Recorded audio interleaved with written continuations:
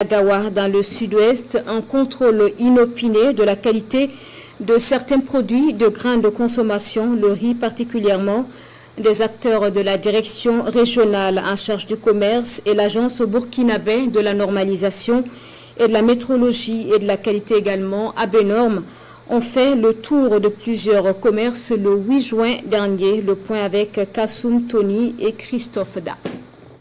Le riz sur le marché de Gawa est la cible de ces contrôleurs de produits de consommation. Des agents de la direction en charge du commerce du sud-ouest et ceux de l'Abenorm des Hauts-Bassins assurent conjointement le contrôle. Direction est un magasin de stockage de la ville. Sur place, les contrôleurs prennent le poids des sacs de riz sous le regard du maître des lieux. Même s'il se dit surpris par l'opération, il comprend son utilité.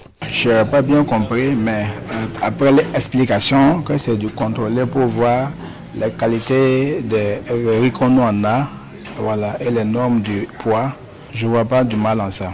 La suite, c'est dans une usine de décortiquage de Gawa. Les manutentionnaires se mettent à la tâche pour la prise des poids, puis l'équipe se déporte dans un autre magasin de stockage. Même exercice, des dizaines de sacs de riz passent à la bascule et les données sont bien notées pour la suite de l'opération de contrôle.